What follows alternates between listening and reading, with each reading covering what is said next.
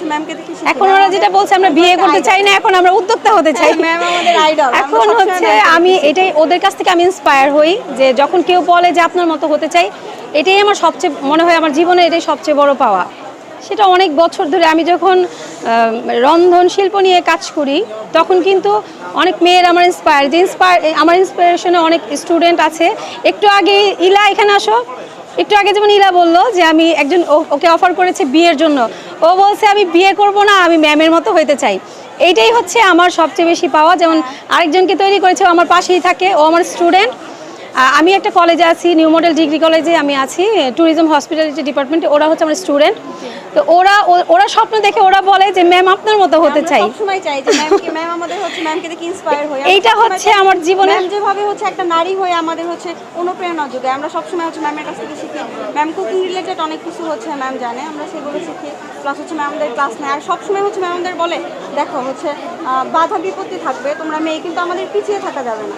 ম্যামকে দেখে আমরা এটাই শিখছি যে ম্যাম হচ্ছে হাজারো সব কিছু হচ্ছে ঘর সামলায়, ম্যাম বাহির সামলায়, ম্যাম হচ্ছে এই সব কিছু মেনটেন করে। সে কিন্তু একজন হচ্ছে নারী, তার ফ্যামিলি আছে, তার সন্তান আছে। ম্যাম সব কিছু সামলে হচ্ছে এইগুলো করে, প্লাস আমাদের নিয়ে কাজ করে। তারপর হচ্ছে ম্যাম অনেক হেল্পও করে, পথ শিশু বা এইসব।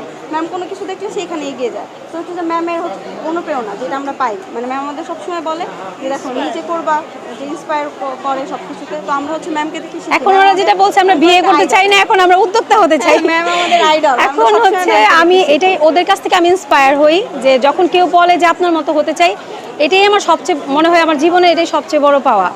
এই যে যাদেরকে উদ্যোক্তা হিসাবে তৈরি করলেন, এই উদ্যোক্তা আসলে তারা এখন কী অবস্থায় আছে? যারা নতুন উদ্যোক্তা হয়েছে, যারা কাজগুলো করছে, তারা আসলে তো আপনার সাথে যোগাযোগ রাখছে। আমার সাথে ওদের কমিউনিকেশন এমনভাবে থাকে, কেউ যদি রাত 3টা বাজে নক করে, আমি 3টা বাজে রাত্রে এই কথা বলি। তখন আমার হাজব্যান্ড বলে তোমার কি সকাল হয়েছে? সকাল হয়ে গিয়েছে। আমি হ্যাঁ এখনই আমার সকাল। কারণ আমি হতে পারে একটা মেয়ে বিপদে পড়ে কল দিয়েছে বা একটা বিপদে পড়ে আমাকে মেসেজ দিয়েছে, সব সময় চেষ্টা করি রিপ্লাই দেওয়া, তাদের সাথে কথা বলে কমিউনিকেশনটা রাখার।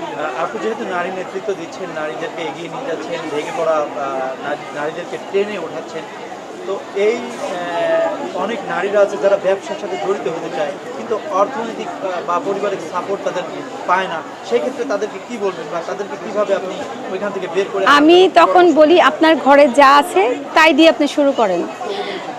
যদি কেউ চায় যে আমি বিজনেস করব, সে কিন্তু 3000 টাকা দিয়ে বিজনেস শুরু করতে পারে, এবং ঠান্ডা মাথায় চিন্তা করলে 3000 টাকা দিয়েও বিজনেস শুরু করা যায়। এরকম অনেক মেয়ে আছে যে 2000 টাকা দিয়েও বিজনেস শুরু করেছে, এখন সে লাখ লাখ টাকার মালিক হয়ে গিয়েছে, এমনও মেয়ে আছে।